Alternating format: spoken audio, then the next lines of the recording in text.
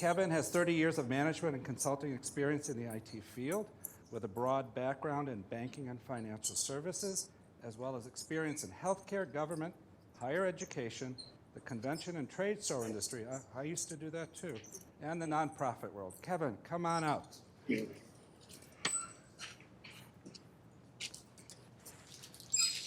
afternoon, everyone.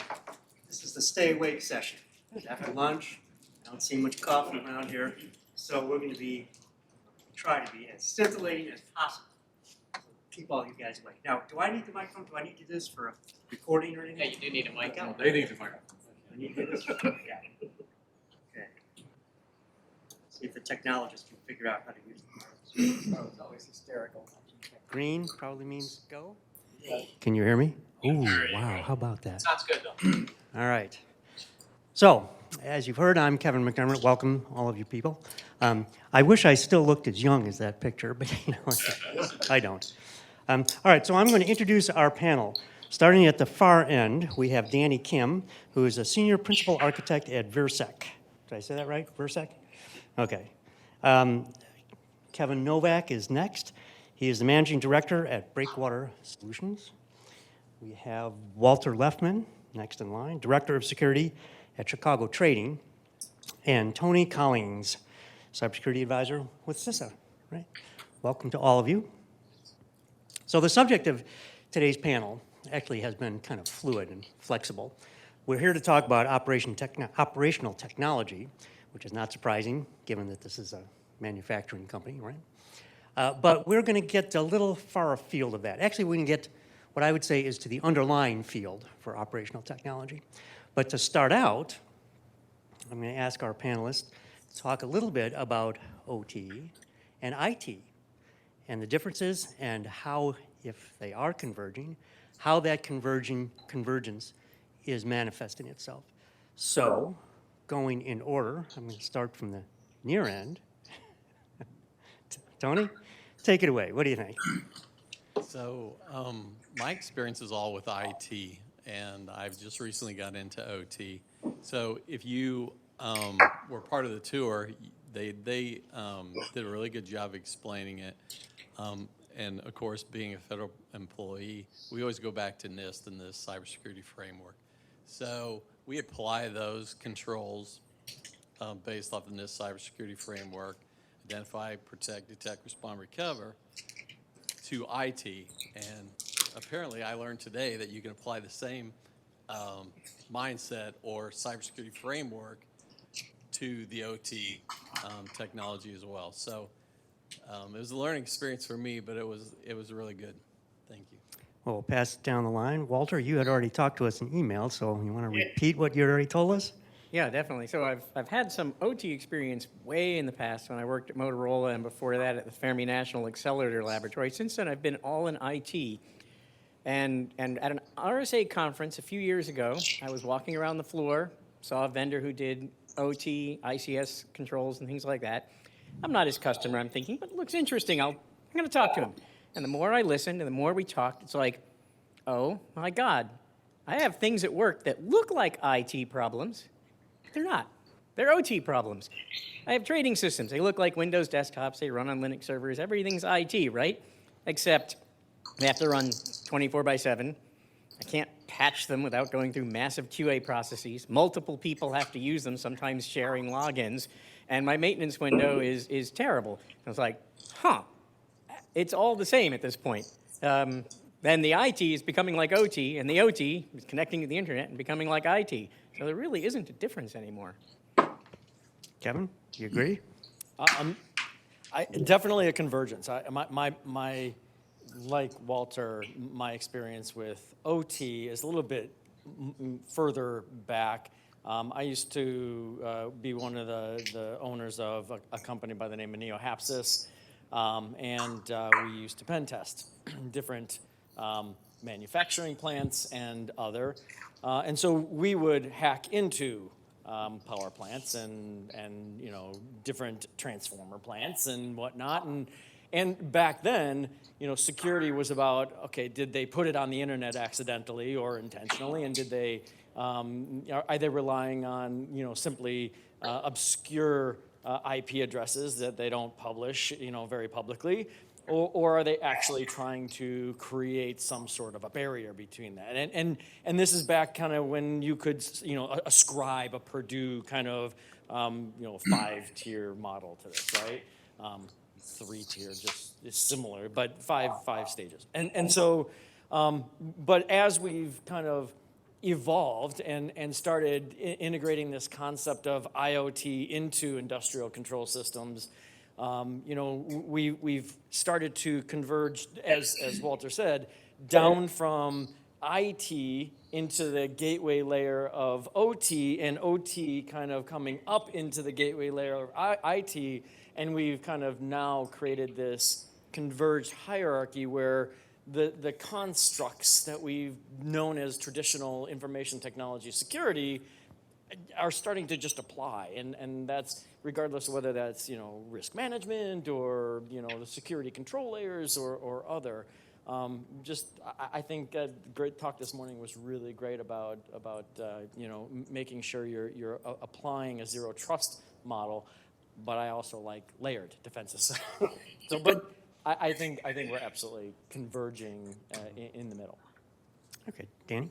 Yeah, I think just echoing all of my other colleagues up here's thoughts. I think when you look at the IT landscape, I think there's been a recent movement to try to go towards a more proactive model, right? Where you want to sort of shift left, you want to go more towards the DevOps, you want to make security sort of baked into your early application development days.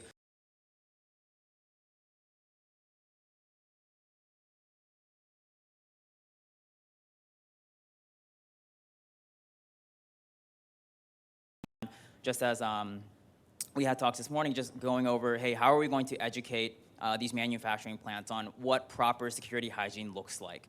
How do you bake that in? How do you train people who may not be schooled in that sort of school of thought before? How do you train them up and get them into that space? But I think what's most interesting about OT is that while you're waiting for that to happen, right? I think OT comes with a unique challenge because you have a lot of legacy systems, right? And you have software that may survive for 20, 25 years, right? In the IT space, typically with modern day applications, you can patch things, you can upgrade things much more frequently. Typical software might have 5 years of support, right? But in an OT environment where you have industrial control systems that may be running for 20 years, well, what do you do in the meantime, right? While you're waiting for this, for your product vendors to come up to speed, to have proper security hygiene in place, what do you do for your legacy systems, right? What's the solution there? And I think that's something that we'll have to have an answer for in order to protect this space adequately. So since you brought it up, I'm going to ask you to follow up on that. So what are some of the things that could be done with these, especially embedded systems, right, that are really in the operating technology? So how can someone realistically approach that today? Yeah, I think this just comes down to resource constraint, right? I think in an ideal world, you would have an unlimited budget and you can attack all the different we talk about risk assessment, right? And you talk about the different phases of all the way from the DevOps side all the way down to when you're in production and you have runtime protection. There are different phases that you can tackle, and ideally you'd be able to do all of them at the same time. But practically speaking, I'm sure as you guys know better than I do, it's impossible, right? And so then the question is, well, how do you pick strategic areas where maybe that can cover up for more than one risk, right? And from my perspective, obviously being in the product development space, one area I look at is when you look at the typical security response, right? You have really 4 distinct steps. You have the detection step where something bad has happened. You then go into the analyze phase, right? What has actually happened? Where has it happened? You then go into response, and then you have remediate, right? And those are typically, that's the security lifecycle that we face and we see. I think from my perspective, in embedded systems or even in other industrial control systems, I think if we can look at that detect step, right? If you're able to stop an attack, instead of just detecting it and providing active runtime protection against that, then the other 3 steps become almost irrelevant, right? I think if you look at the tooling, you look at the technology that's out there, a lot of people are selling solutions to these 4 steps, right? Detection, there's the analyze, there's the response, and there's a remediate, right? And I think if you are budget constrained and you can only buy one tool, the question is, where would you want to spend your money? And from my perspective, I think if you are able to stop attacks right at that first step, right, then there's no longer a cycle, right? There's no longer a need to remediate. There's no longer a need to analyze as in depth, right? And there's not a need to even worry about, hey, where do I put my backup? How do I restore my backup? Those are the types of I think if you can have a proper solution to that first step, it really puts you ahead of the ballgame, I think. So let me move down the line. Kevin, I'm going to aim this one at you, but wait, I'm going to change the question just a bit. It's like Jeopardy. Wait. The question is different. So given that in IT, backup, of course, that's a standard part of all of our practice. And for example, in elections where I work, we have built ransomware protection, multiple regions of AWS, lots of backup procedures. But in the case of OT, where you've got actual hardware that's plugged into things, right? What kind of backup can companies reasonably build? I mean, it's easy when you're just all at AWS, you just get some backup to the other region. But when it's all physical hardware and it's built into your manufacturing plant, what kind of backup is possible?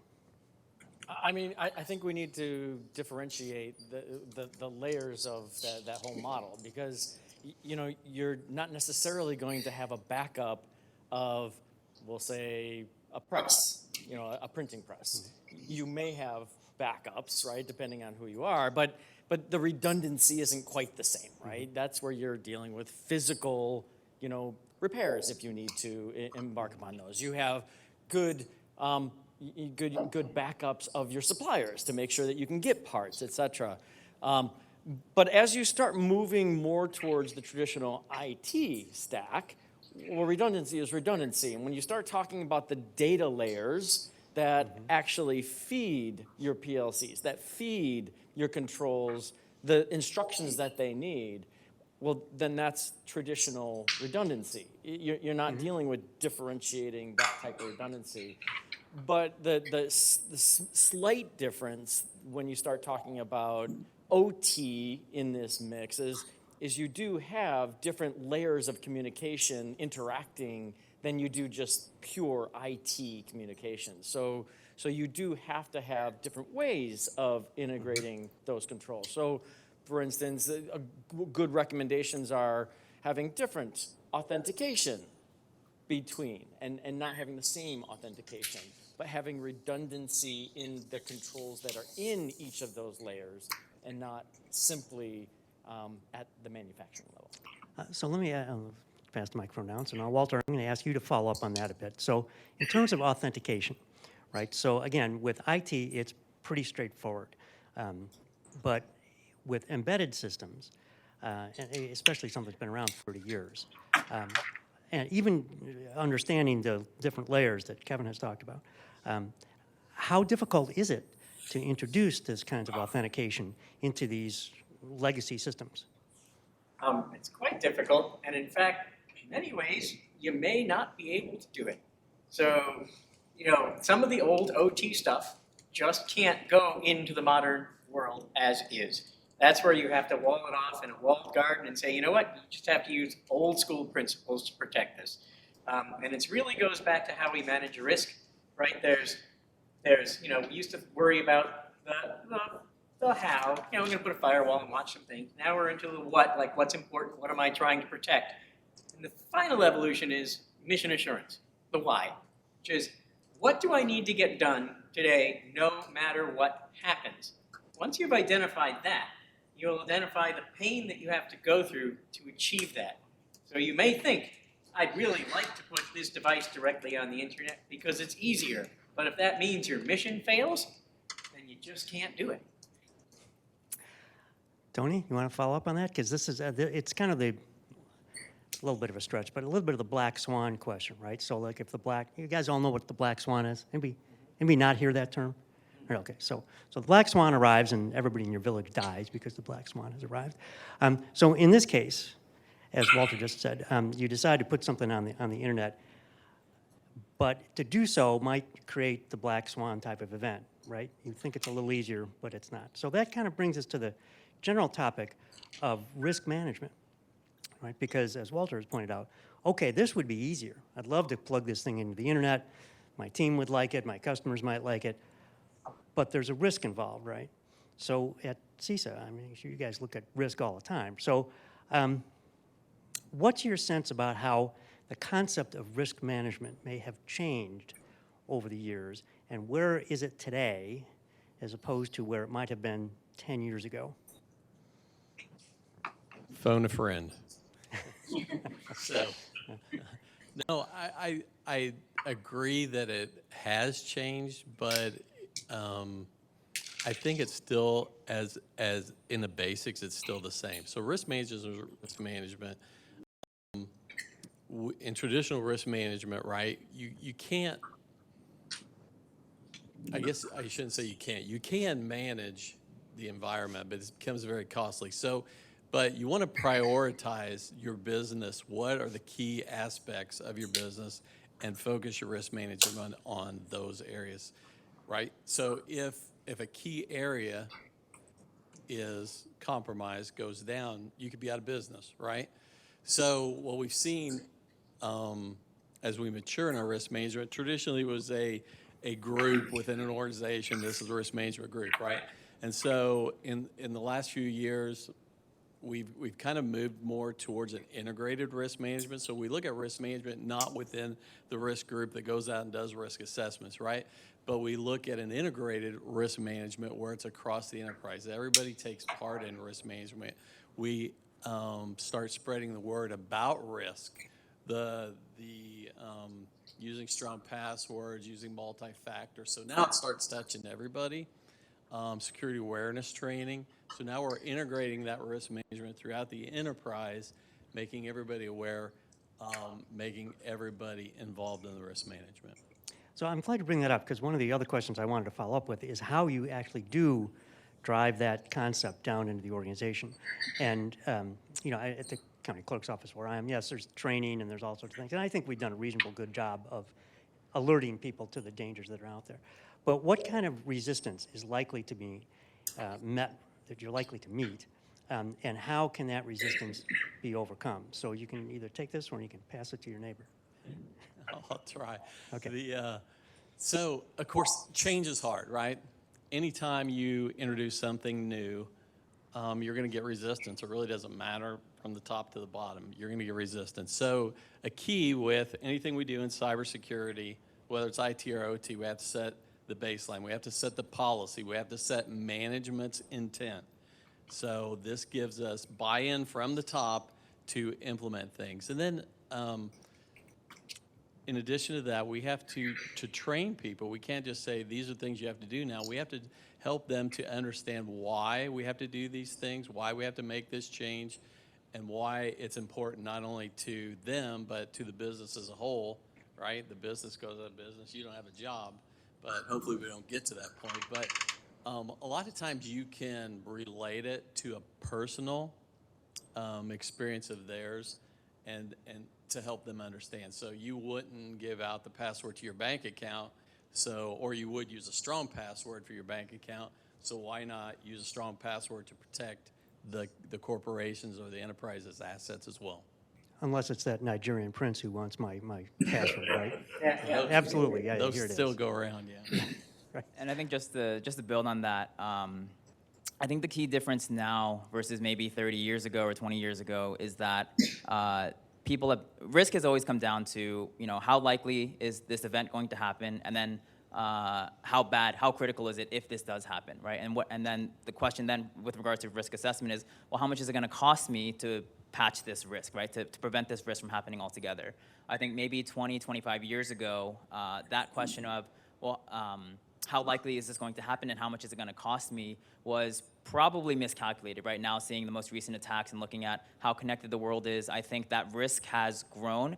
The attacker's incentive is at an all-time high. And so now corporations are saying, well, 25 years ago, it simply wasn't that likely that somebody was going to do this, and so because of that, I can't attribute that much money to it. But now it's sort of on the forefront. It's on every board member's to-do list, right? Hey, how do I handle cyber risk today? And I think because of that, there's been a change in sort of the way that enterprises and manufacturers are handling cyber and making that a critical part of their business plan is how do I build in proactive security into my enterprise? How do I build it into my processes? How do I build it into the way that our day-to-day operations run?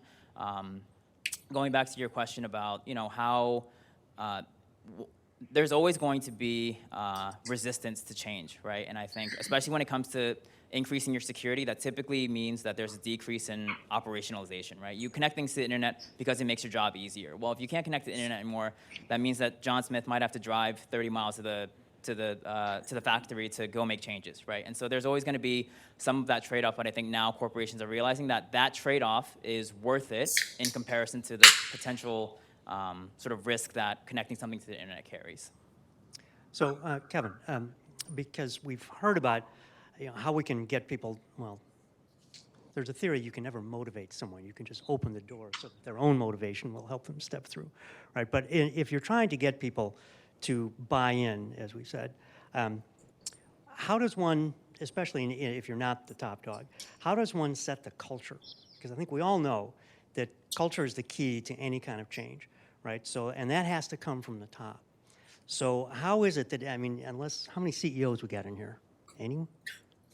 Zero, right? So everyone in this room has to go up the chain somehow. So what paths exist to do that, or what methods exist?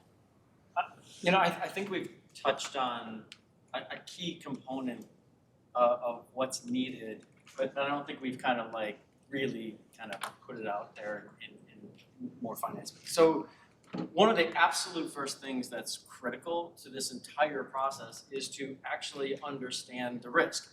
And we've kind of talked about risk management. We've talked about what that means to understand the risk. But the fact of the matter is, you really do need to define exactly what you believe is at risk. You have to define, when we talk about likelihood, you actually have to figure out exactly how difficult it is by tracing. So whether that's using a kill chain methodology, whether that's using a MITRE attack methodology, as you start integrating the IT methodologies more into OT, you start realizing that you have to actually map out the chain of events that have to transpire for you to be able to realize X, Y, or Z consequence, right? And understanding that is critical for you to be able to create a message. So understanding, well, okay, so one thing I'm doing is I'm trying to protect the nuke, right? As in the The nuclear power consequences. plant, right? Well, the consequences are we have a meltdown. Consequences are, we have an alert. The consequences are, we look bad because, we got in the press, right? So mapping out those consequences. Very different than if you're talking about a hospital system where you're talking about an implant or a monitoring system. Might just be an IoT device, but same kinds of consequences. This one might be person dies, right? Understanding the consequence and then mapping out, using a structured methodology, the difficulty in getting through the different layers of your defenses to be able to make that consequence a reality. That's how you understand truly your risk, because then you understand difficulty or whether it's possible or not. And then you can actually then go to executive management. Then you can talk to the stakeholders and say, all right, so we've mapped it out. We've actually tested it through pen testing techniques or other, and we know that XYZ is possible this easily or this more difficult. And because of that, we're recommending these controls be put in place at this cost. You can choose not to do that, and that is your choice. And if we have a meltdown, we have a meltdown. That was your call. I'm giving you the consequences and how difficult that is to materialize. Yeah, and they tell you if it melts down, they're going to blame you, and then Well, always. yeah. Well, I'm going to converge on a nexus, the word that you use, which is culture, that covers all of these things, when in the end, you have to have people paying attention to that. And it has to start from this top at some level. But what I like to instill people before I train them with technology or teach them how to do risk analysis, first they have to believe they own it. And often I define roles at every new hire I get to meet personally in my company. We're still at a scale that I can do that. And I tell them, this is the company culture. There are 3 roles in risk management, because that's what we do for business, fortunately. We're an options firm. There's the executives and partners. They are the only people in the firm authorized to accept risk, period, full stop. They own it. Not your job. There's InfoSec, my security team. Guess what? We are your advisors. We don't approve or deny anything. We are the advisors. We are experts to measure risk, teach you how to measure risk and understand it, teach the execs how to measure risk. We're the lawyer that tells you that's a bad contract to sign, or the doctor who says really shouldn't smoke that stuff. And then there's everyone else. Every single person in the firm is personally accountable for and responsible for the risk of everything they do. Business processes, the technology they bring in, whatever they do, the things they click on. And all you have to do to exercise that ownership is reach out to us when you have a question. And we all have the same goal, which is make money for the firm, achieve our mission, save that patient. And as long as you've built the trust that you're all on that same page, they will start to reach out. They may not understand risk, but they'll at least know they should be paying attention. And that's half the game right there. Can I comment? Absolutely. So I just want to add to what was just said. So I just recently went through this as well with the trying to assign ownership or responsibility. Another way that may help you look at that is spending authority, right? So if someone has spending authority, they are a potential owner of it. And you can go through your organization, by business process is the best way to do this, and use a RACI chart and identify who's responsible for the implementation or the controls, who's accountable, who's, help me out. I know the last one, informed. I can't think of what C stands for, but you can look it up. Consulting. Consultant. Yeah, that's it. Thank you. So that's a good way to do it. And do it by, organizations are large, right? You got to start where you are, but you have to do this, as Kevin mentioned earlier, in a structured format, right? Focus on what's important to the business at a business level, a business process level, and work through those. Don't try to do the whole organization at once. It's just too overwhelming. And one other comment on the MITRE attack framework, that's a great resource.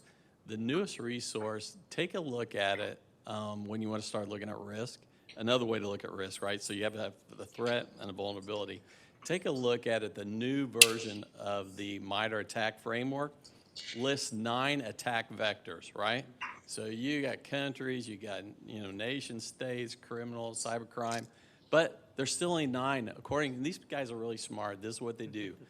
There's 9 attack vectors. So if you looked at it, another way to look at risk, if I have these 9 attack vectors, am I vulnerable to any of those attack vectors? Again, based on my key business processes, and it kind of shortens the road for you. Something to think about. So it brings up a larger question for me. When we talk about culture and we talk about motivation and leadership and all these wonderfully vague concepts, one of the things that I see repeatedly is that most people think we're very rational beings. And in fact, we're not, right? We're emotional beings primarily. And so if you follow politics at all, and I'm in government, so of course I do, what gets to people is not facts and figures, it's stories. And so my question would be, how do we as practitioners develop stories that are meaningful, that are persuasive, and then how do we transmit them up the chain to the point where they need to land? Anybody can take that. Well, typically, this is the great part about our security community, is we share our stories.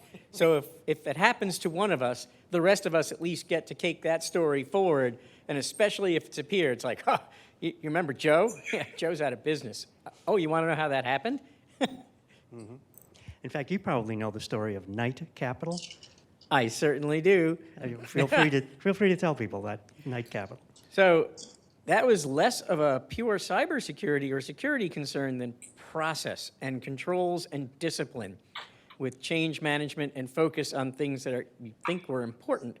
There was just a system that was off on the side, hardly turned any profit. They decided not to invest in it, but it still had key risk because it was in the market making trades, and yet they deprioritized it.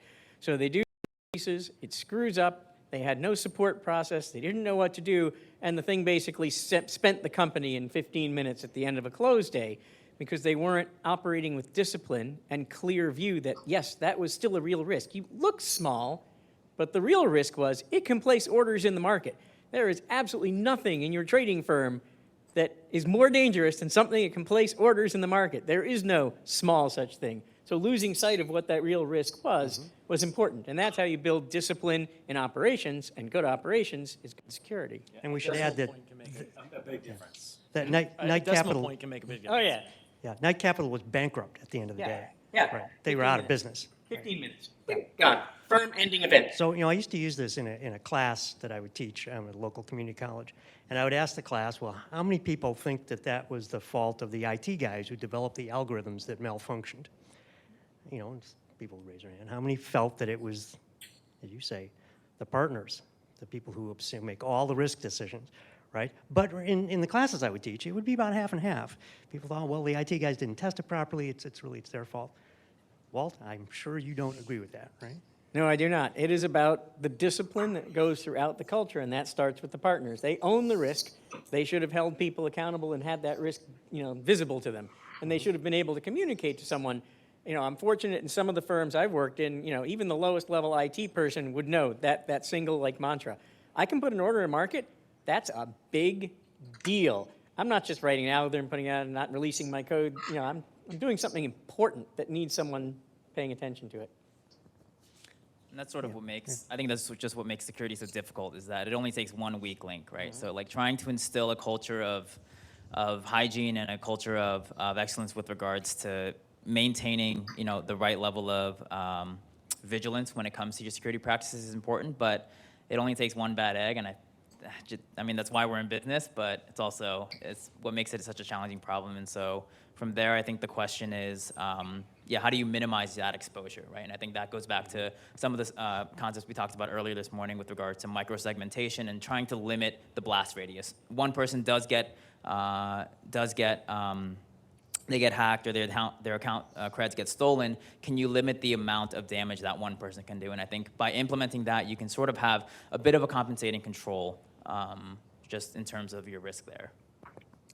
So that allows me to segue to another question about there's some equation between resiliency and risk management, right? So, and Danny, I think you just touched on it. So what do you think is that level of equivalence, or where do they interact with each other?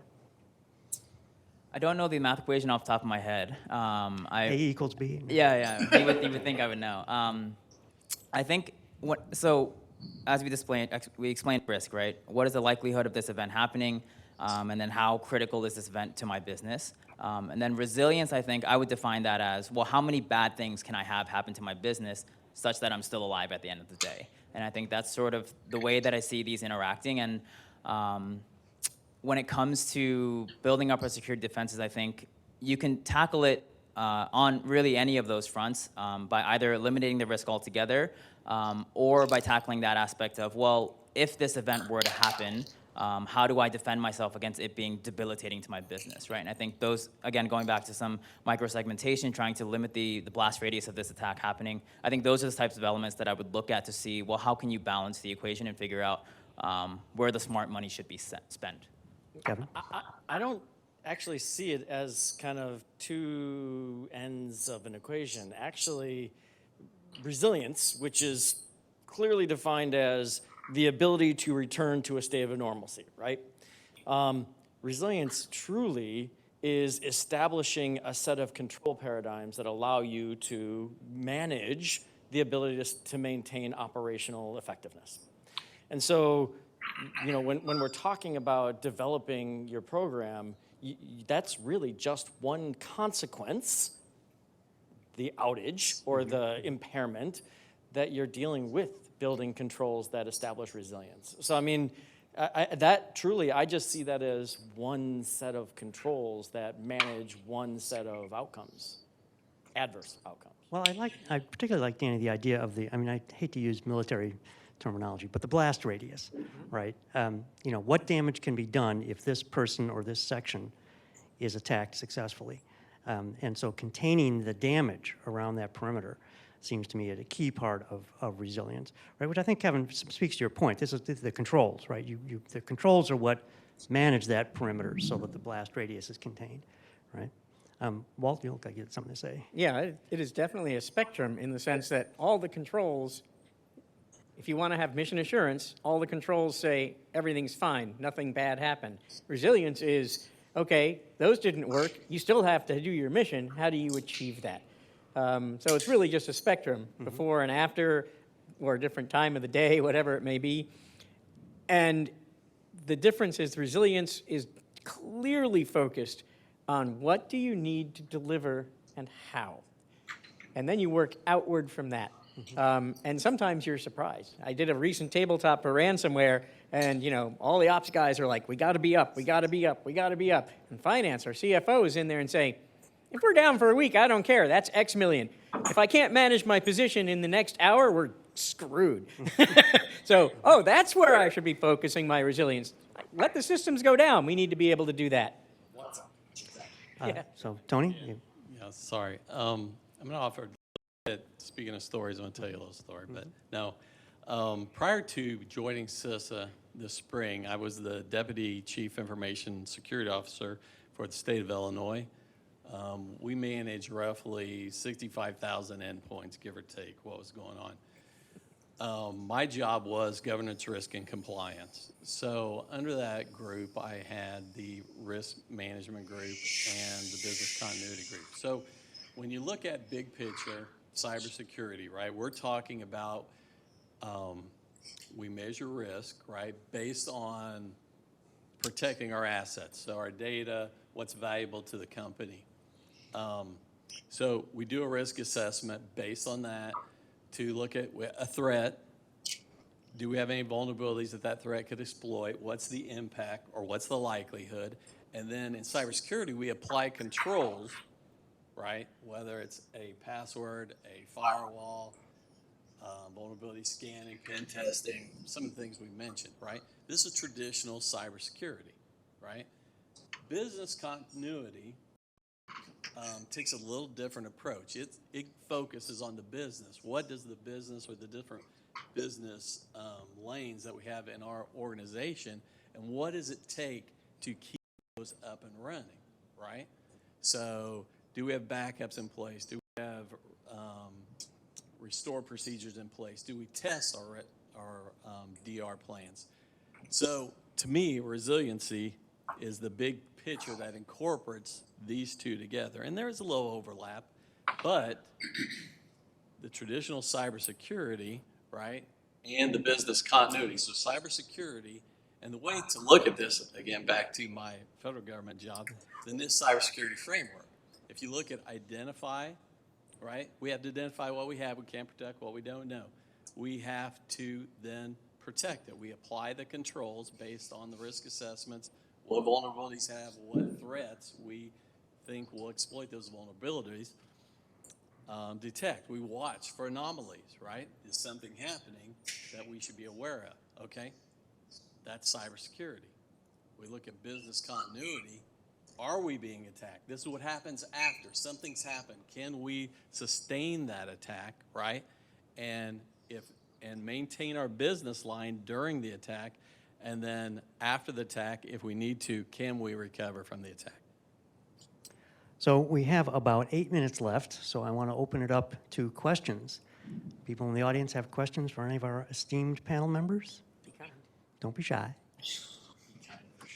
All right, so Good. so with that note, so I think this is back to a little bit of an inside joke as well. I have experimentalists versus theorists. But I've been hearing a lot of practical ideas versus a lot of the frameworks, which might be well-intentioned, but could a lot of the compliance be too much noise? I don't know what that kind of thoughts are. How do we find a happy medium for forcing companies to check a box and spending all their security resources checking a box that might not matter versus actually securing your place? Measuring risk. I mean, truly, it comes down to measuring risk, right? I used to sit in the boardroom at Northern Trust, and I inevitably would always get the question, how do you know when you've gone too far? How do you know when you're spending too much money on that? I'd be like, well, number one, I talked to you about exactly what the consequences could be and what the likelihood could be, but one of the measures to me was always, if I can turn over a rock and still compromise that thing because there are still demons under that rock, but I haven't gone far enough, right? When I stop seeing those things on a regular basis, I will level it out. But risk management is about trying to determine what's most important so that you can focus the resources on that and go as far as you need to manage those resources versus the ones that don't need you to and the ones you can ease off and not worry about quite so much because it's not going to be material. So, I'm sorry, go ahead. So, I want to address your question with the frameworks, right? So the NIST cybersecurity framework is not a compliance framework. The NIST cybersecurity framework is a risk management framework. So part of the risk or the cybersecurity framework is the core, which we talk about: identify, detect, protect, respond, recover, right? And you break that core, those functions, into categories and subcategories. This tells you what you should do to be secure. The informative references you choose, right? Whether you want to use CIS controls, whether you want to use ISO controls, NIST 853 controls, ISACA controls, and you can mix and match, right?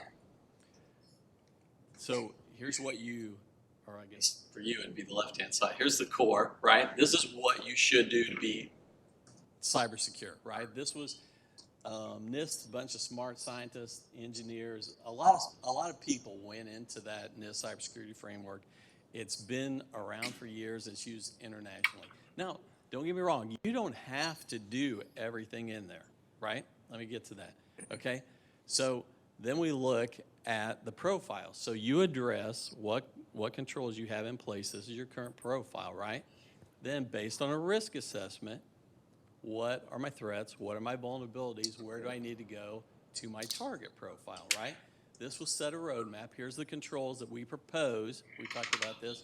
We propose that we implement. Here's the cost. Management makes a decision, right?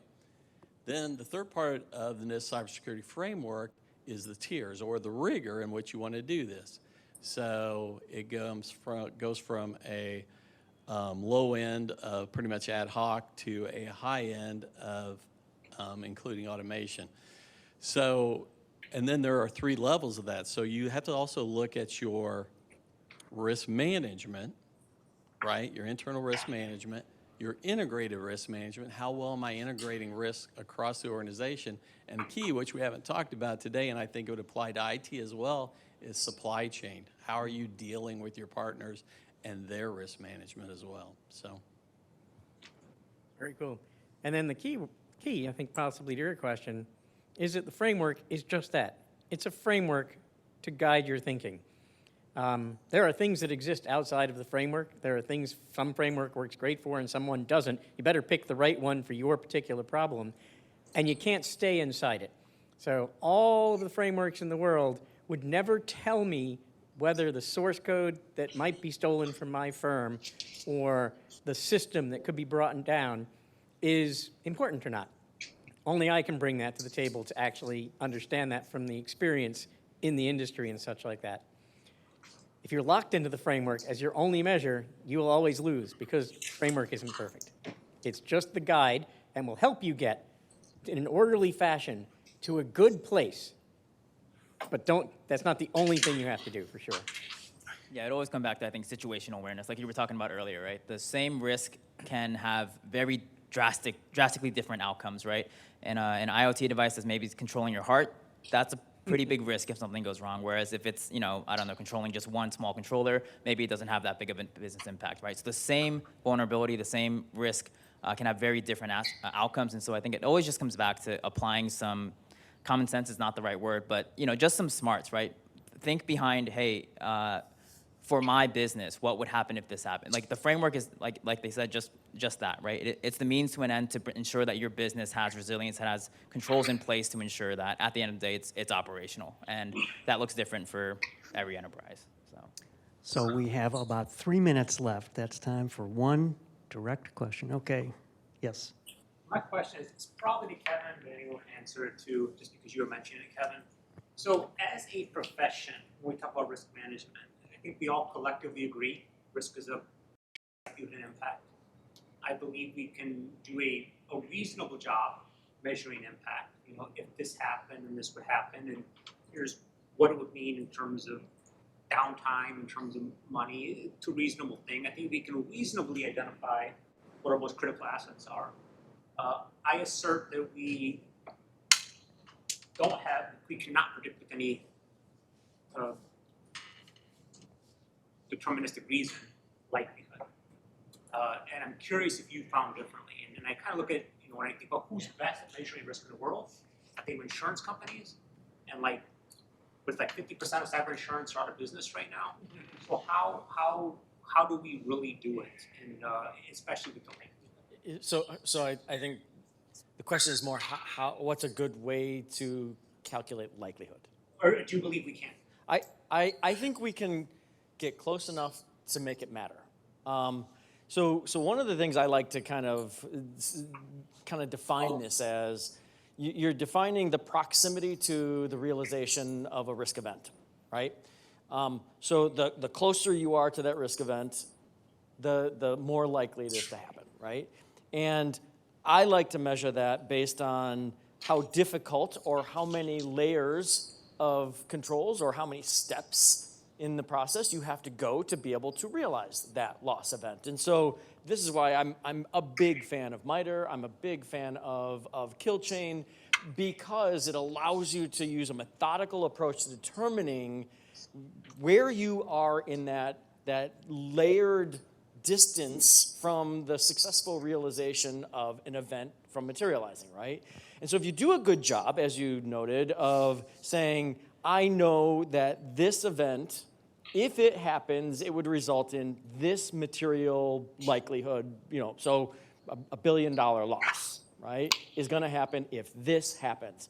And then you can just kind of go, all right, what would it take for that to happen? And utilizing a nice framework can help you do that, because you can go, well, I know that all of the ways into my enterprise are here. And I know that if they go in here, they're stopped here for sure. But if they go in here, they can get in 3 levels deep. But if they go in here, they're all the way to the endpoint being the last layer. That proximity is now very, very near. And so you can refine your understanding of likelihood based on your environment, not just a generic expression of likelihood, but rather to the different layers and pathways that somebody would have to follow to be able to execute and make that a reality. And then you can just add layers and add distance from that materiality for that particular pathway. That allows you to then focus in on a more refined set of controls instead of, I need to do it for the whole enterprise. Does that help? Yeah, instead of talking about probability and likelihood, you're talking about difficulty. Well, team, Because your adversaries have difficulty. much as I'm interested in continuing this conversation, and I would love to, we're out of time, right? So I want to thank my illustrious panelists here for a wonderful conversation. So Danny, Kevin, Walt, Tony. And thank you all for being here. So, telling the stories, right? We're spreading the word. Hope you got something out of here, and we'll see you at the next session. Thanks. Jason Baby, Thank you, Kevin, Danny, Walter, Kevin, and Tony. Excellent panel conversation. Thank you for moderating. All right. Also love the thing about the MITRE and the risk framework. We want to stop them at the end point. We want to stop them at the edge if we can, from getting in deep. All right.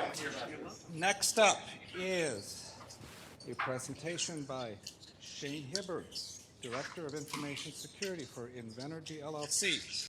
He is an accomplished IT professional with a long track record of delivering business value through technology.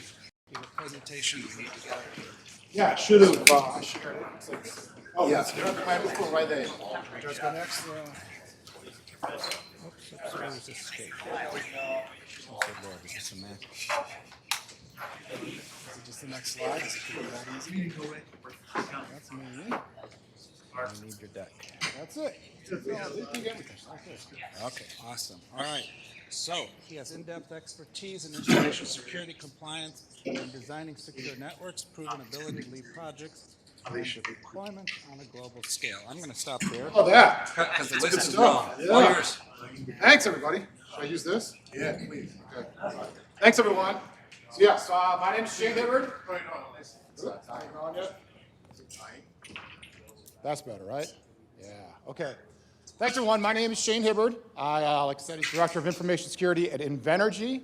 Invenergy is a mid-size renewable energy company here in Chicago. We build wind farms, solar farms, battery storage facilities, work with a lot of the big utilities to manage those facilities for them.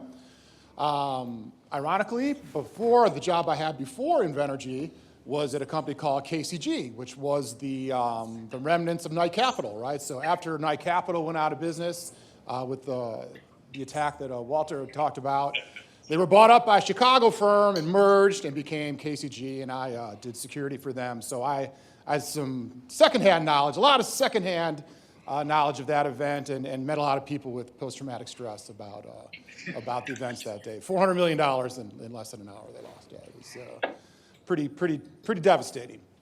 But here today we're going to talk about energy. We're going to talk about NIST and the cybersecurity framework, and we're going to see a lot of the same themes that you saw at the panel earlier. And anytime you start a good security presentation, you always have to have some scary slides of what's going on in the world today. So here's one just from last week. It is one of the most dangerous times in cyber that we've ever seen. And I personally care a lot about the energy industry getting attacked. So here's the latest one. In India had a big attack, again, just less than a week ago. And what we're seeing here is international. So with energy, it's a little bit different than some other companies, is you really have to fear nation states, right? That it's a much more realistic attack in the energy world of getting attacked by a Russia, a China, from America, Russia, China, Iran, North Korea. These types of attacks are very realistic and more prevalent to maybe how some other industries see it. And that's kind of shown on the next slide. The government has basically said, yes, Russia is definitely focusing in right now on our energy infrastructure.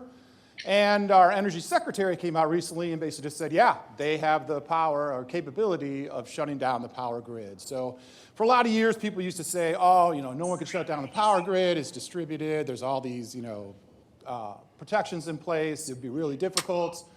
Now they kind of said, yeah, let's be realistic. An attacker could do so. Example attack, the best one I could find from energy wasn't a cyber attack. It was a denial of service attack by Mother Nature, right? So it got cold in Texas a year ago, and not Chicago cold, just Texas cold, 0 degrees, right? And that was enough to put down the energy grid there for almost a week.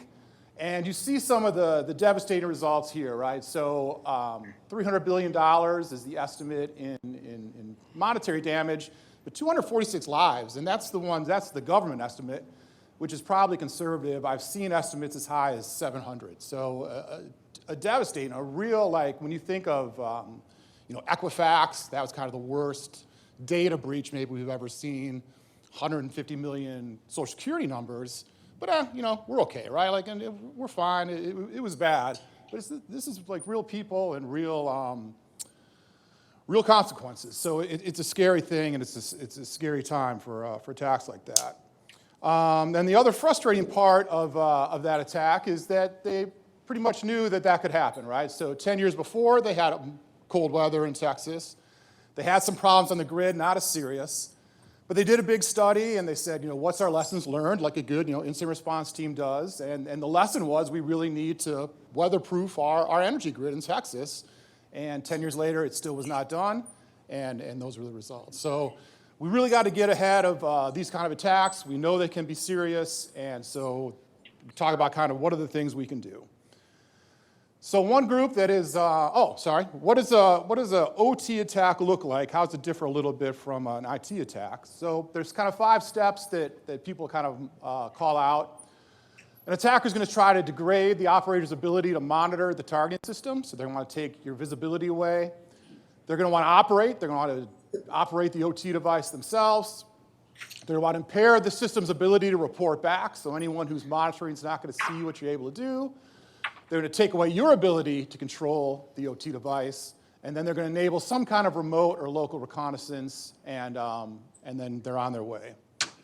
And then what can they do once they're there? Now they can start doing physical attacks, right? So opening breakers, valves, tanks, or overfill tanks. They can set turbines, so I'm in the wind, renewable energy. I know we had a big presentation this morning. I couldn't be here, but they can break your turbines, right? They can destroy them.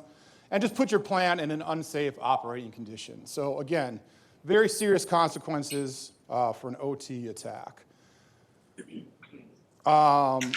Now, here's another place where IT is different from OT. So IT, we all know about CIA, but most of the time we talk about confidentiality and integrity.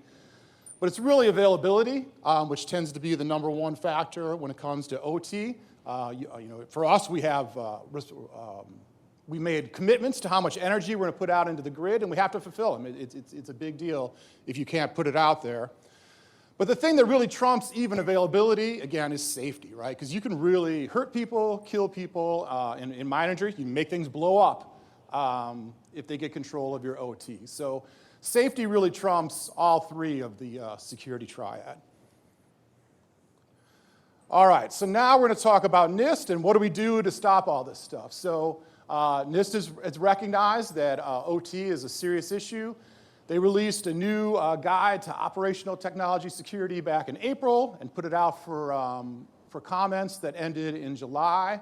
So for the rest of the presentation, I'm just going to kind of walk through, highlight different parts of their recommendations and kind of give my take and what my experience has been and kind of point out some more of the differences between IT and OT. So we'll start with asset management, right? So we talked earlier, you have to know what's in your environment to be able to protect it.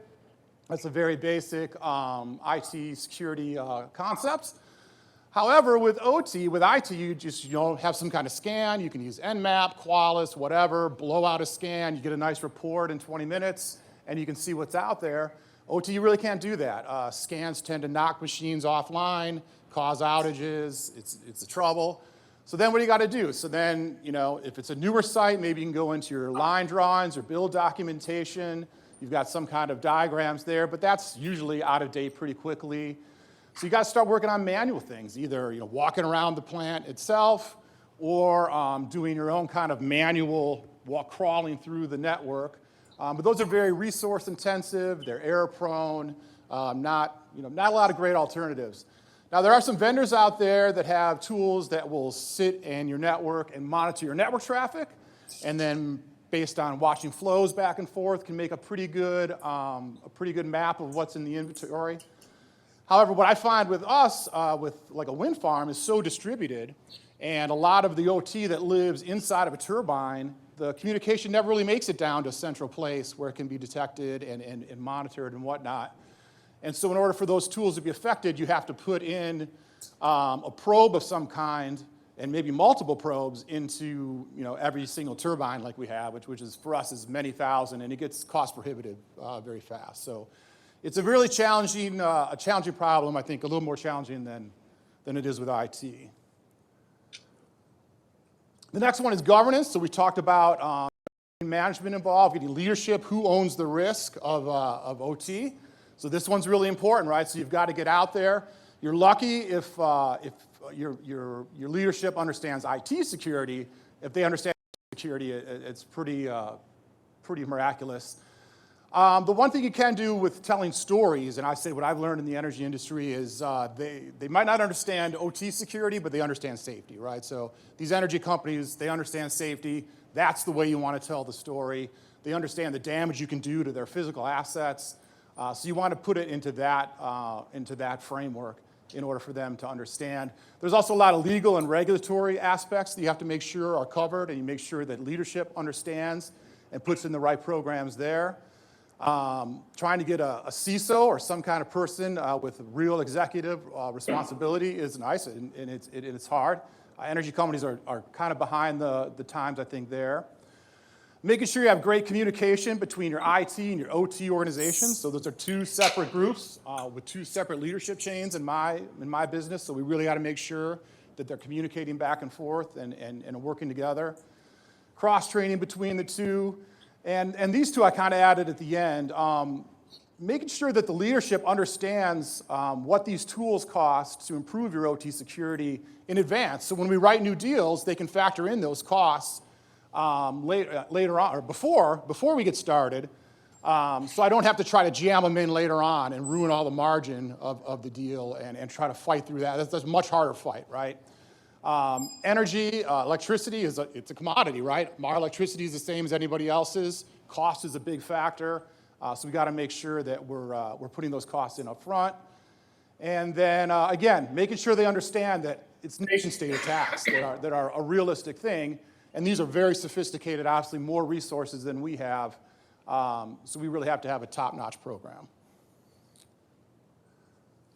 The next one is network segmentation. So we talked about that a little bit at the panel here. So this is just kind of a generic diagram of what an OT might look like.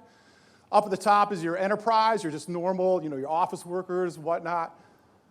We want a firewall in between that. We want no traffic coming from the enterprise into this OT environment. We really want to lock that down as much as we can. Anyone who does have to come in, has to come in through here and go through some kind of jump server, remote server access, whatever. But there's no direct access from here into this layer, or certainly into this layer. That's big. Now, some of the challenges can be is now you've got 3 firewalls here that divide the 3 layers. In the energy industry, we have to follow NERC CIP regulations, and just good security practices. You want very specific firewall rules here, least privilege, deny all the kind of rules. It gets to be pretty hairy to keep those up to date. It's a lot of manpower. It's usually pretty manual. And again, there's an expense, there's a resource time, and then, they're mistake prone, sometimes they're wrong, things like that. So, but anyway, this is kind of what a basic one looks like. The other big thing is, so I said no enterprise in. From here, we can't get out, right? You really want to block almost all access out to the internet and out to the corporate. Anything that has to go out, maybe if data has to go out, it goes out to this data historian here. So this is one of the good controls, and people call this an air gap, even though it's not officially an air gap. And even if you do air gap it, it usually is not officially an air gap. So that's one of the main controls you use. It helps a lot, but certainly people find a way to get around those things. Shane, would you suggest some sort of mesh network for resiliency? Yeah, I mean, you can, but again, then you're opening up more entry points is part of it. And then also it's more cost too. Again, you have to factor in costs and things like that. And again, this is generic. This is not really even an energy setup, but it's yeah. All right.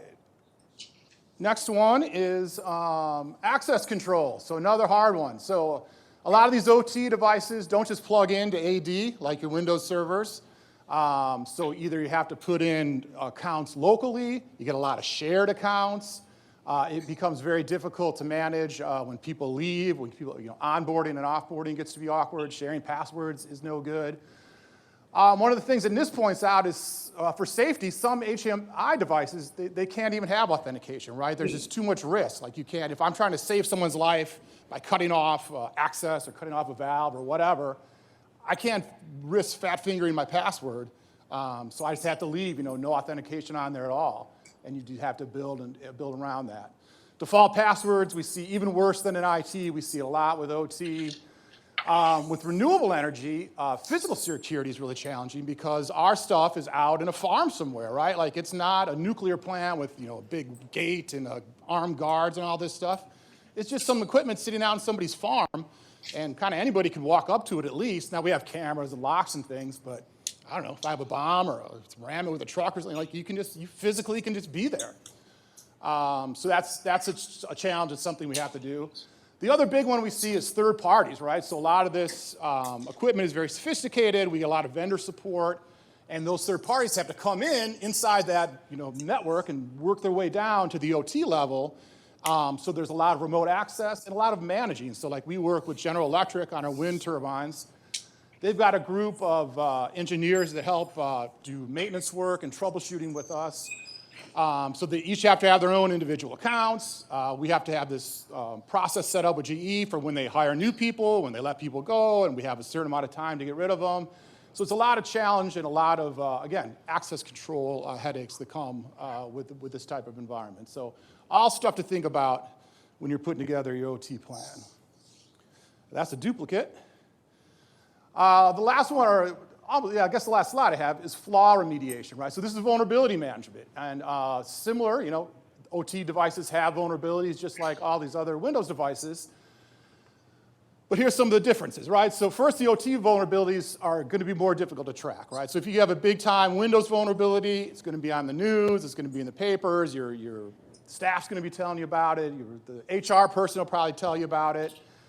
But if, Schweitzer Electric has a problem with, an RTU, that's not going to be in the news, and you're going to have to go out and you have to find that. So you really have to have a program in place where people are proactively looking for vulnerabilities in your environment. And again, that's understanding what you have in the first place. There are sites from CISA, EISAC, different vendor websites that definitely help you track. Again, you have to have a really good plan for doing it and being proactive. Just like in asset management, you can't use a vulnerability scanner. You can't just turn your Qualys loose in your OT environment, so you're kind of out of luck there. You're gonna have to manually find those things. And then once you do figure out what's going on or figure out that you have a vulnerability, you can't just necessarily just fix it. Again, they talked about this a little bit here. There's a lot more planning that goes in. You might not be able to fix it for months or a year until they have a plant shut down. The vendor might say, oh, we're not ready to, if you fix something, it's out of warranty. So there's a lot more of planning and hoops to jump through. And then once you do put a patch in, there's a lot more testing to make sure things work correctly afterwards. It's not just a patch every month like we do with Windows. The other thing is a lot of our OT or some of our OT applications sits on top of Windows, but it will only work on the version that it's sitting on, right? And so we talked about this earlier that our servers are good for 3 to 5 years. These OT programs want to run for 10 to 15, and so you end up with 2003, 2008 servers that only work with this particular model.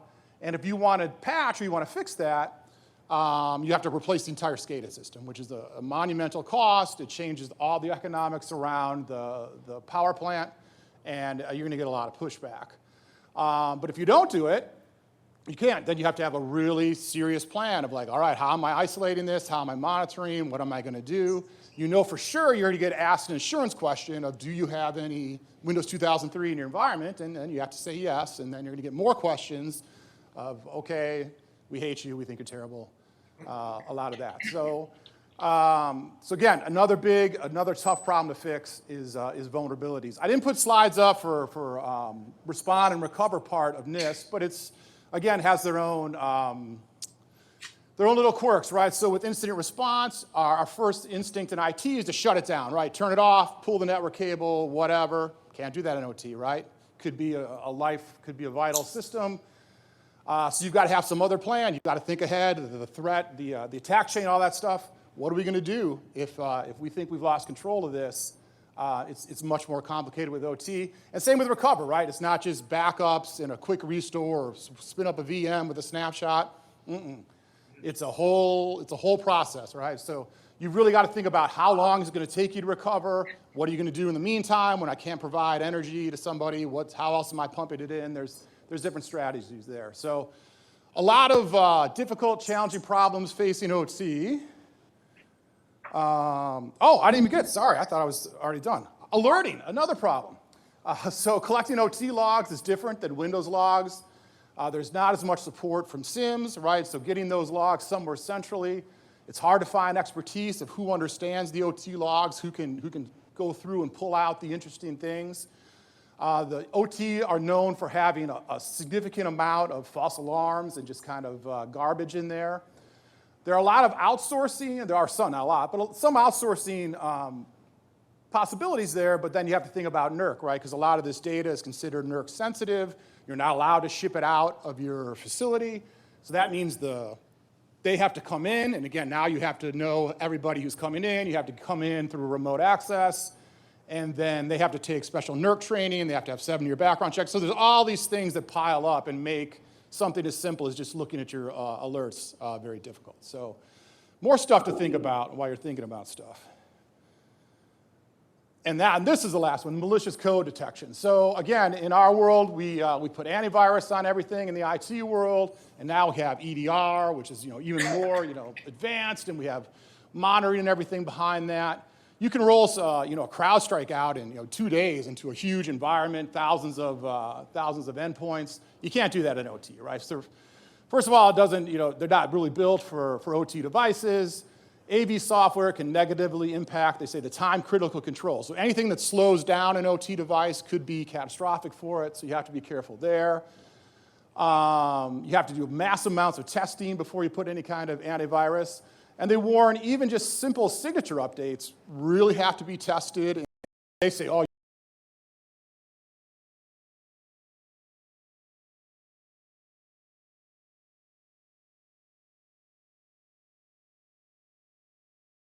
school antivirus can cause problems. And then they talk about configuring file exclusions and things like that. But again, any kind of performance degradation in OT is a real problem, but there are real vulnerabilities and real things you have to worry about. So again, it's another way we have to come up with some creative solutions. So now I've talked about all these things that are challenging and have to be overcome. So I was trying to find some good news to end it on. And one thing I did see is I know that during the Russia-Ukraine conflict that's been going on now for a good year and a half, Russia's been pounding on Ukraine's grid and really trying to take it down through cybersecurity. And they really haven't been able to so far. Ukraine has really fought them off. I know they've gotten a lot of help from Microsoft and some other American companies. And so sadly, last week, Russia kind of just resorted to just shooting missiles, right? They just said, forget it. And they just started shooting missiles at their plants. But it's because they couldn't get in through the grid. So Ukraine did show that it is possible to thwart off a serious nation-state event. And that does give us some hope that if we do take the right steps, it's possible. And then the last slide is just kind of where to get help. So I kind of picked some random OT-specific providers out there. I'm not endorsing any of these or anything like that, but just there's some names that you can kind of get started with.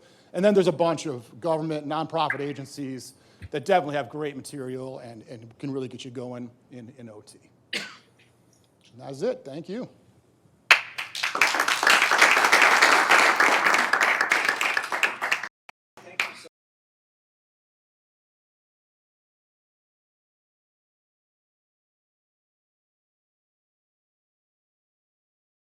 So in addition to the stuff you have up on the slide, what resource, I come from the IT background. I'm trying to put my mind in more of an OT operator's mindset.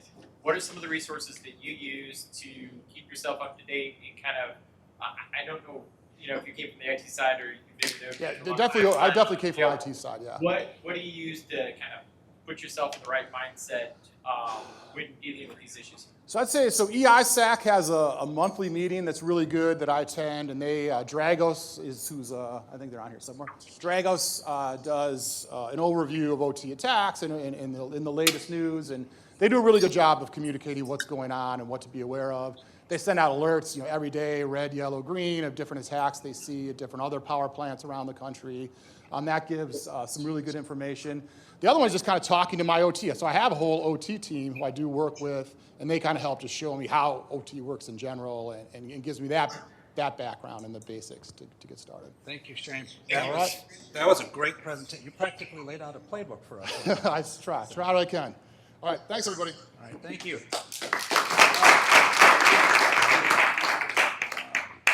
We may have to switch out the laptop while we do that. I'm going to introduce to you Tony, I hope I pronounced this correctly, Sabai.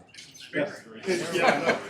And also, Tony is currently the head of channel security engineering for the Americas at Checkpoint, also one of our sponsors today, and member of the office of the CTO with over 25 years of experience in the cyber information network security industry. Tony has been at Checkpoint since 2002 in a variety of sales and technical roles, including starting and building the channel team in North America. Boy, that's a long list here, the rest of it, but I'm just going to say Tony was named 100 People You Need to Know by CRN Magazine in October 2022. Tony, take it away. Thank you. Hi. Good afternoon. This will be the most exciting topic you're going to hear about today. We're going to talk about federal cybersecurity reporting laws. So, we'll make it exciting. It's important. Looking at federal. Do I need a mic? You guys good? Live stream. Do I need a mic? I talk with my hands, I hate using them. So it's an important topic to understand.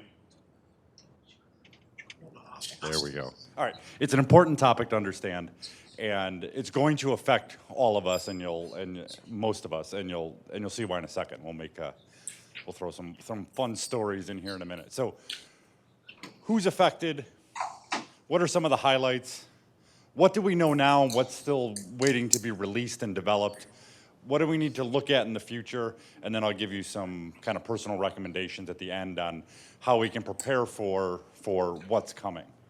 So on March 15th, President Biden signed the Cyber Incident Reporting for Critical Infrastructure Act of 2022.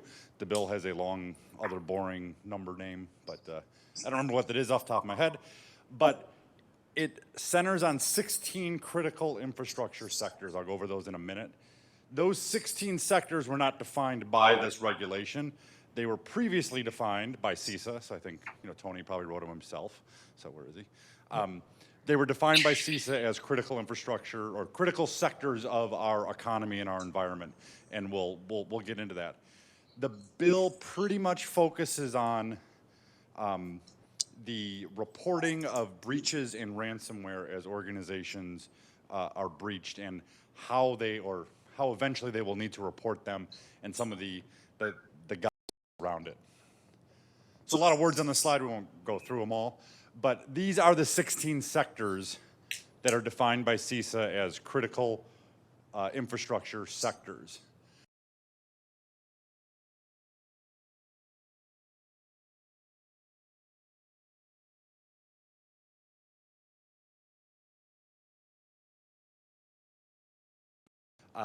You've got the communication sector, obviously all the telcos and the cellular providers, satellite communications, critical manufacturing, so metal manufacturing, machine manufacturing, turbines, power distribution, electrical equipment, the dam sector. There's 90,000 dams in the United States. I didn't know that until I was researching this presentation.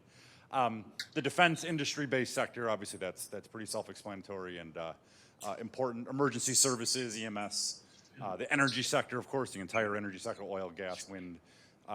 The financial services sector, food and agriculture, government facilities, libraries, military bases, healthcare, information technology sector, nuclear reactors, transportation sector, water and wastewater systems. How many of you think you work in one of these sectors? Well, I was going to ask, why don't they put in these sections that are not covered? Yes, exactly. So even though, the law only goes towards 16 sectors, it's covering a very large majority or super majority of organizations that we all work with. So, and you can go to the CISA website and they have the full, really boring, research on exactly what all these sectors mean, but this is a pretty good highlight. So it's important to understand that we're probably all going to be affected by this and subject to this regulation when it's fully in effect. So the super cliff notes or spark notes, depending on how old you are, of the law is you have 72 hours to report from when you know a breach happened in your environment to report that to would eventually be CISA. And the way they're defining a breach in this particular regulation, now again, we could probably all come up with our own definitions of what a breach is, but obviously from a legal perspective, we need to have a semi-clear definition. It's a cyber incident that leads to substantial loss of confidentiality, integrity, availability, disruption of service, or unauthorized access or disruption of industrial operations. So once those criteria are met, and obviously the bill goes into much more detail. I did actually read the whole thing. I don't necessarily recommend that. Good thing we don't pay politicians by the words, because if we did, or lawmakers by the words. But you have to report that within 72 hours of when the breach is known. And that's an important distinction, not when the breach happened, because the breach could have happened months ago. From a ransomware perspective, the average dwell time from the initial breach to the actual ransomware happening is 9 months. So usually when there's a ransomware incident, the initial break into the organization happened 9 months before the ransomware was actually executed. And that gives the hackers a chance to move laterally and infect more and more systems, specifically in ransomware. The other piece of the legislation, the other main piece, is ransomware payment. Is that any organization that makes ransomware payment has 24 hours to report that they made that payment. Now, chances are the ransomware incident is also going to be a breach, but if they make a payment, they have to report that in a specific way that is yet to be defined, and we'll talk about that in a second. But they have 24 hours to report that to the federal government. Now, if we define the way ransomware is defined in this law, is the traditional sense of ransomware, where it's encryption or extortion of data, and we're seeing more and more not just encryption, but almost a double and triple extortion within ransomware these days. So your traditional ransomware was, I encrypt your machines, you pay me X amount of dollars. If you go back, it was, I encrypted your personal laptop, and then you had instructions to go to Walmart and buy a specific vanilla Visa card and $300, and I'd give you an encryption key. And then we've matured, not in a good way, but the ransomware writers have matured to attacking large organizations and asking for millions and millions of dollars in ransomware. In fact, the ransomware actors are actually looking at 10Ks in public information, and they know a company has $10 million on cash. They're going to ask for 5 because they know they can come up with the cash. So they're very good business people, by the way. But what we're also seeing is not just pay me money and I'll let you unencrypt your data. They're also exfiltrating data as part of that ransomware, and they're saying, well, pay me and I'll let you unencrypt it. Pay me again, or I'm going to release the data that I've exfiltrated during the ransomware attack. And there's even a triple extortion of, I'm going to take the people's data, if it's personal data, and I'm going to try and extort those people individually also, whether it's business partners or individuals and those types of things. So that's what we're seeing with ransomware today. They're also calling, as part of the law, is ransomware as distributed like denial of service. So we're starting to see extortion and denial of service of, I'm going to do a denial of service attack. I'll stop as soon as you pay me. Now, denial of service attacks are maybe a little bit easier to recover from ransomware, but as part of this regulation, they're considering denial of service that's doing some type of extortion as part of ransomware. Also, the insertion of malicious code, so the supply chain attacks, which are huge these days. This was it's hit the news over the last 18 months or so. You're also starting to see people put malicious code into supply chains with the expectation of paying you to remove that or doing, again, extortion on it. So any payment you make to the bad actors has to be reported. And we'll talk about some gray area here in a second. Some other highlights of the law is that any data submitted, so CISA is going to ask for data to help, draft better legislations, also help the world in general. Any data that's submitted will not be subject to a Freedom of Information Act. So organizations, when they do submit data that's part of these breaches, that information is not subpoenaable. It's not, I can't fill out a FOIA request and say, oh, let me see all the credit card information that was breached by, this company. So people can rest assured that as much faith as you want to put, no offense to any federal employees here, in the federal government, that it's not. Now, the fact that you were breached, that'll be public information or semi-public, but the data that you submit as part of the regulation will not be. This is a little bit of gray area. The second point is the OFAC SSI list, the Office of Foreign Assets Control, Secretarial Sanctions Identification. So it's basically the bad guy list. This is a list of people that we as U.S. under US jurisdiction, are not allowed to give money to. So these are terrorists and terrorist organizations. And when it comes down to paying ransom, if the ransomware organization happens to be on the OFAC list, can you legally pay that ransom? There's nothing illegal about paying ransom. There's ethical and there's cybersecurity concerns, and we can debate whether you should be paying, ransom at all. But if they're on the OFAC list, it actually makes it illegal to give them money.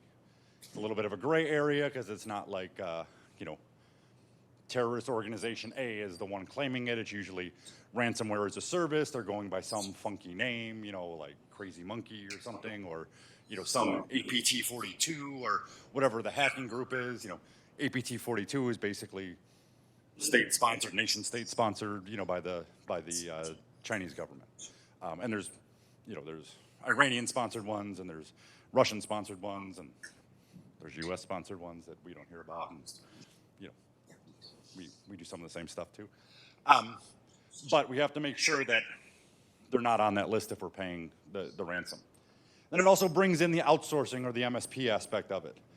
If you're somewhat outsourcing your security, maybe not full outsourcing, but you have an MSP, you have a service provider, ultimately you're the one responsible for it. Now hopefully whoever you're working with as a business partner, whether it's true outsourcing or just a service you're subscribing to, they're giving you the right data, but ultimately it's that organization's responsibility. Outsourcing it does not transfer liability.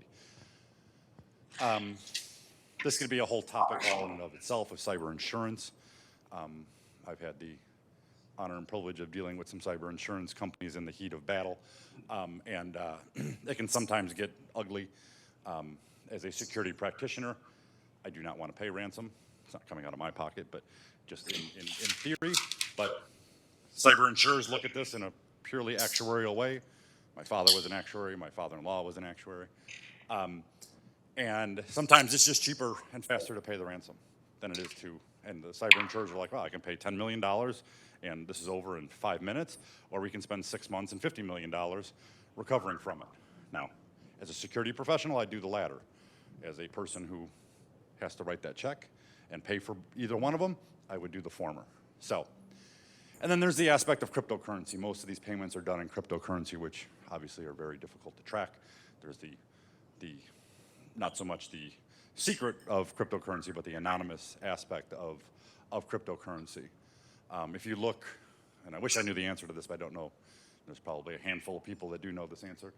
You guys remember the Colonial Pipeline attack of last year-ish? Was it about last year? Actually, the pipeline itself wasn't attacked. It was the billing system that actually was encrypted, but they shut down the pipeline because they couldn't charge for their stuff. So the pipeline itself was actually physically secure the entire time. But they paid the ransom, and I don't know how, but the FBI somehow got most of that money back. There's probably a handful of people in this world that know how that happened, but I don't know how they intercepted the cryptocurrency payments, but they did somehow. And I'd really like to know how they did it, but I FBI did it. Zero clearance to be able to get that information. So the law was passed. So it was signed into law on whatever day I said on the first slide, with the 15th of April or something like that. But what's not created yet are the actual reporting requirements. So the law is in effect, but it is not being enforced at the moment. So what's happening right now, so within 24 months of April 15th or March 15th, whatever the, if anybody wants a copy of this presentation, just email me if you don't want to take pictures. There's nothing secret on here. 24 months from that date, and it'll probably be sooner, there's the notice of proposed rulemaking. So they're making all the rules of what are going to be the reporting requirements, what's actually going to be the procedure, what exact information needs to be reported initially, and what follow-on information. So there's more to come on this. And the FTC, which will be kind of the monetary enforcer of this, is talking about putting legal and monetary penalties into this. If you look at the Equifax fine from last year, they're pointing to that as sort of precedent. If you look at the recent Uber breach, which is somewhat concerning, is that Uber had a breach and their security, their CISO, basically, their CISO organization, tried to hide that breach not only from the public, but from the rest of the organization. Supposedly, thank you very much. Yes, that's right. I used to work for a lawyer. I used to use those words, but you know. Well, he was just. He was convicted. Yeah, so not just fined, but convicted legally. Yeah. And Going to jail. criminally, I mean, yeah. Really. Yeah, and this kind of reminds me of, you know, if you go back, 15, 20 years when we started to get all the financial regulations. So I started my career at Anderson, so I'm well aware of what happens when you cook books and people go to jail.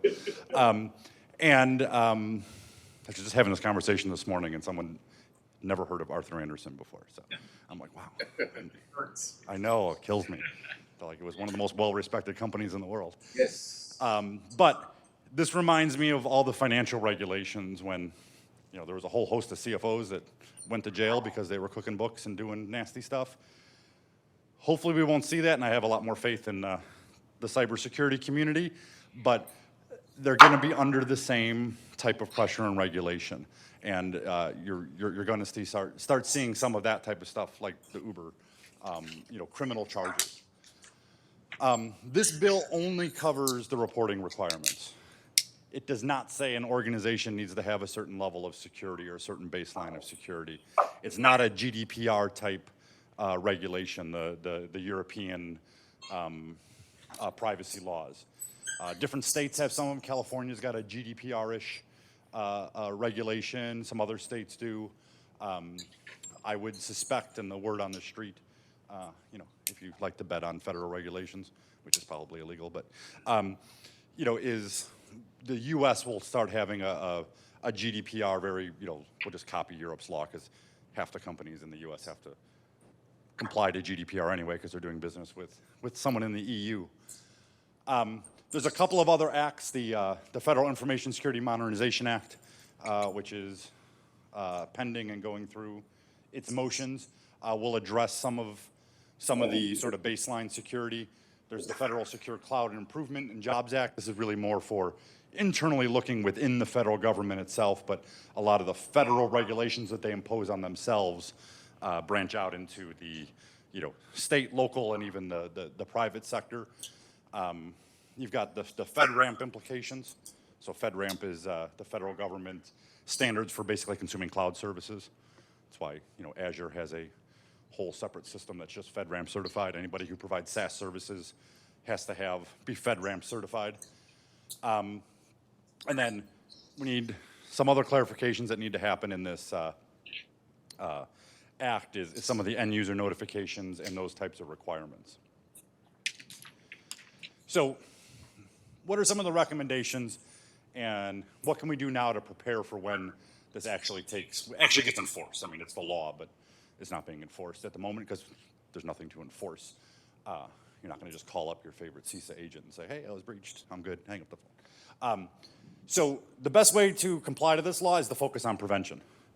If you don't have a breach, you don't have ransomware, you're in compliance because you don't have to report it.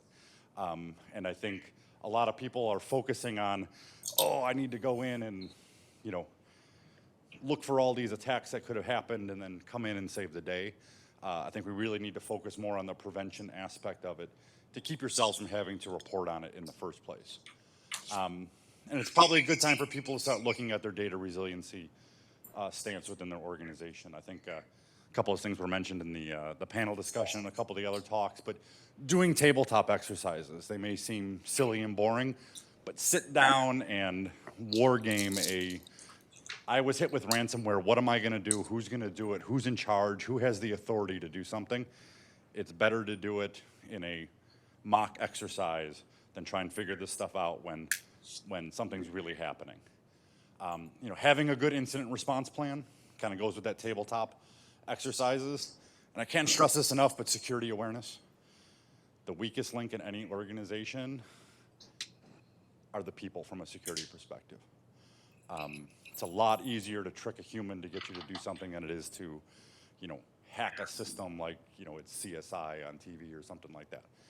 One of the analogies I like to show is back in college, I worked for a lawyer in the city downtown, and I spent almost a whole summer serving subpoenas for a case. It was boring litigation, contract law stuff.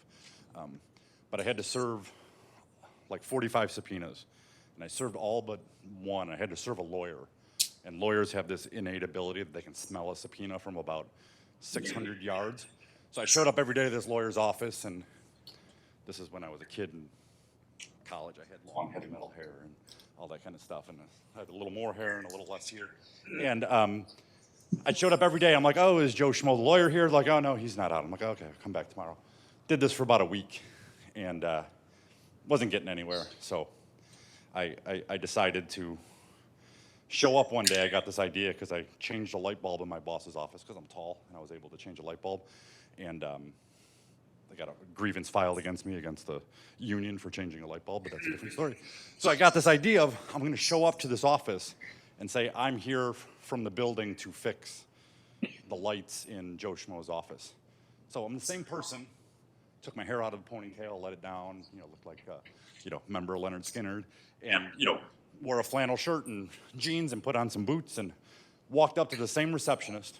I'm the same person. I didn't put a mask on, I didn't wear makeup. And I said, hey, I'm here from the building to go to Joe Schmo's office. And I walked in and I pulled the subpoena out of my tool belt and I handed it to him and I ran right out of the building. So, it's a lot easier to trick somebody into doing something than it would be for me to, do a Mission Impossible, climb through the vents and come down, on a string and, try and serve the guy. So your end users are the weakest link in your organization, getting them to do something to allow the hackers in. And really, most security incidents, depending on whose stats you want to use, but it's between 70 and 90% of all incidents start with like phishing emails to get the initial foothold within organizations. And that's just tricking end users into doing something. This is an important piece, is like the CISO, the CIO authority, because we're talking about personal liability at this point, or personal, you could go to jail for this. You need to make sure that the CISO, which is ultimately going to be the person responsible for this most likely in the organization, has the authority to do things without having to go through other chains of commands. I see all too often that CISOs are reporting to CIOs, and the CIO has sort of veto authority over what the CISO wants to do. The CISO needs to be able to do stuff. They need to be able to say, this is a breach, we need to report it, because ultimately they're the ones responsible at the end of the day. So you need to make sure who's got the authority and who can make what decisions. And also identify third-party access to data. Every organization has tons of business partners. And where breaches come in, it doesn't matter. If your information's breached, it could be from a third party. You're just talking about the OT side of stuff. And a lot of times, OT type stuff is done through contractors. It's not done through employees. If you go back to 2016, when was the big Target hack, the huge one, 2016, 17? The initial attack was done from a contractor who was fixing something in the HVAC system of a Target store and plugged in a USB drive. He wasn't being malicious, but there was malware on his USB drive, and that's how the Target attack started, from a third-party person who was trying to fix, the air conditioning. And also cloud providers and your cloud access. Lots of people think just because they go to the cloud, they're secure, because Amazon and AWS and Google and IBM and Oracle and all the different cloud providers, like, oh, they're super secure. Well, Amazon and Microsoft and all the other cloud providers, Google, they take security very seriously, and they secure their cloud environment very, very well. They're securing their assets. Once you put your own assets in the cloud, it's your responsibility to secure them.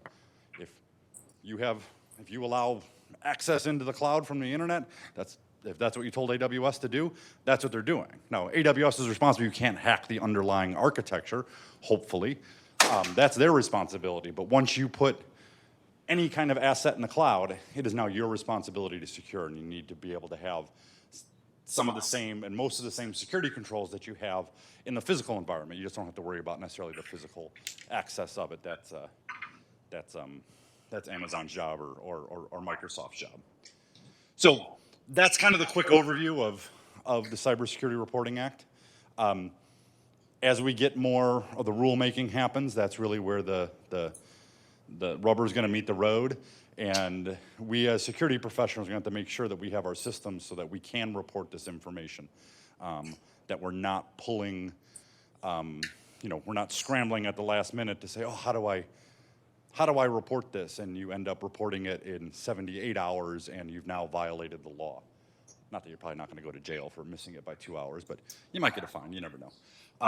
So it's going to be important to understand that organizations are ready to report that, because almost everybody's affected in one of those 16 critical infrastructures or have some piece of their organization that is part of that, those 16 critical infrastructures. So, Tony, great presentation. Thank you for also sponsoring us. And let's take a couple of questions. We'll make it fast. yeah. Yes. Two. One, you mentioned earlier about the MSP versus the company, and the company is ultimately accountable, which I agree with.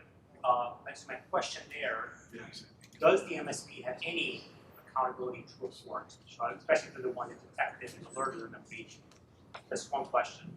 The second question was on just your last slide about CISO authority.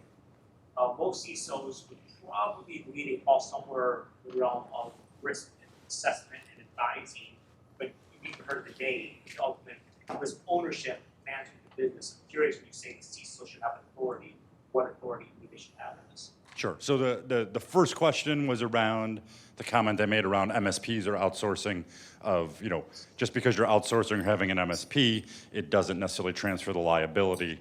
What, if any, responsibility does the MSP have? I think I paraphrased that fairly well.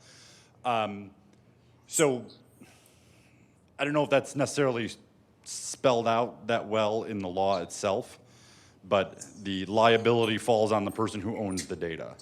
So if by some chance, if it's, Facebook, selling their data to Cambridge Analytics, you just use a, chuckle from a couple people. If Cambridge Analytics gets hacked, but it was Facebook data, it's Cambridge Analytics. If the MSP has some of my information and they get hacked and my information gets leased, then yes, the MSP would be in. But if they're just managing my systems, then it's my responsibility, not the MSP's. Now, hopefully the MSP has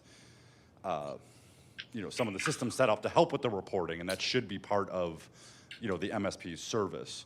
But at the end of the day, chances are they're not going to have any liability unless contractually, they're doing something. The second part of your question was the CISO authority, and whoever in the organization is going to be responsible for this reporting. And in most cases, it's going to fall on the CISO organization, if not the CISO themselves. You have to make sure that that person who's responsible for that reporting aspect has the authority to do it without having to go through, multiple chains of command to make these, to meet this reporting. So it may not be the CISO, depending on the organization. Obviously, the CISO is not going to write the check to if they're paying the ransom, it's probably going to be the CFO or somebody in that organization. But from the breach reporting aspect, whoever's responsible has to have the direct authority to do this and not have to get layers and layers of approval to be able to meet this reporting requirements, because you only have 72 hours. So you have to make sure somebody has the authority to do it. Yes? Yeah, to put a little bit more paint on that responsibility, when you engage with a service provider, for example, AWS or Azure or anybody else, right, there is a shared responsibility model. So in the terms and conditions, you do have your shared responsibility.